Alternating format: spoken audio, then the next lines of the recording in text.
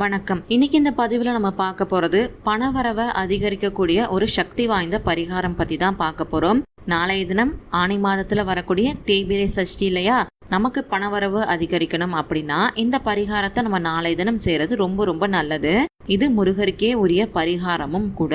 அந்த பரிகாரம் எப்படி பண்ணணும் அப்படிங்கறது உங்களுக்கு தெரியணும்னா தொடர்ந்து பதிவை பாருங்க. அதுக்கு முன்னாடி நீங்க நம்ம சேனலை இன்னும் சப்ஸ்கிரைப் பண்ணாம பாத்துக்கிட்டு இருக்கீங்கன்னா சப்ஸ்கிரைப் பண்ணிட்டு பாக்கிறதுக்கு கொஞ்சம் கன்சிடர் பண்ணுங்க. இப்ப வாங்க நம்ம வீடியோக்குள்ளார போலாம். ஒவ்வொருத்தவங்களுடைய வாழ்க்கையிலுமே பாத்தீங்கன்னா இருக்கக்கூடிய பிரச்சனைகள்ல ரொம்ப முக்கியமான பிரச்சனையா இருக்கிறதுன்னு பாத்தீங்கன்னா இந்த பண பிரச்சனை தான். பணவரவு தாராளமா இருந்தாலே நம்மளுடைய பாதி பிரச்சனைகள் கண்டிப்பா தீந்துரும். அது பிரச்சனைகள் தீர்க்கிறது மட்டும் இல்லாம குடும்பத்துல இருக்கிறவங்க எல்லாருமே ரொம்ப ரொம்ப நிம்மதியா இருப்போம். இது பாத்தீங்கன்னா மறுக்க முடியாத ஒரு உண்மையும் கூட.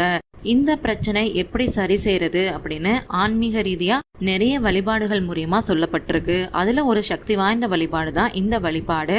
சில பேரை பாத்தீங்கன்னா ரொம்ப கஷ்டப்பட்டு உழைப்பாங்க. அவங்க உழைச்சதுக்கு ஏத்த ஊதியம் அவங்களுக்கு கிடைக்காமையே இருக்கும். அப்படி உழைச்சும் நம்மளால முன்னேறவே முடியல அப்படின்றவங்க இந்த வழிபாட முருகப்பெருமானுக்கு நாளைய தினம் செஞ்சு பாருங்க. இதை நீங்க நாளைய தினம் செய்யறப்ப பணவரவு கண்டிப்பா உங்களுக்கு பல மடங்கு அதிகரிக்கும். அவ்வளவு ஒரு சக்தி வாய்ந்த பரிகாரம் தான் இந்த பரிகாரம்.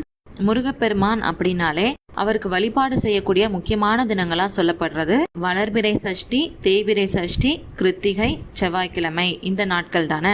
இந்த நாட்கள்ல நீங்க எதை வேணாலும் தேர்ந்தெடுத்துக்கலாம். நாளைய தினம் ஆனி மாதத்துல வரக்கூடிய தேய்பிறை சஷ்டி, இதை நீங்க நாளைய தினம் கூட தாராளமா செய்ய ஆரம்பிக்கலாம். இந்த வழிபாட்டுக்கு 9 ஜாதிக்காயை வாங்கிக்கோங்க. இந்த ஜாதிக்காய் பாத்தீங்கன்னா பணவரவை அதிகரிச்சு தரக்கூடிய தன்மை கொண்டது. அது மட்டும் இல்லாம இதுக்கு குபேர அனுகிரகமும் இருக்கு அப்படின்னு சொல்லப்படுது. இந்த 9 ஜாதிக்காயும் பாத்தீங்கன்னா நல்ல நிலையில இருக்கிறதா பார்த்து வாங்கிக்கணும். உடையாம வீணா போகாம இருக்கிறபடியா பார்த்து வாங்கிக்கோங்க. அதை ஒரு கவர்ல போட்டு பத்திரமா காத்து போகாத மாதிரி வச்சுக்கோங்க.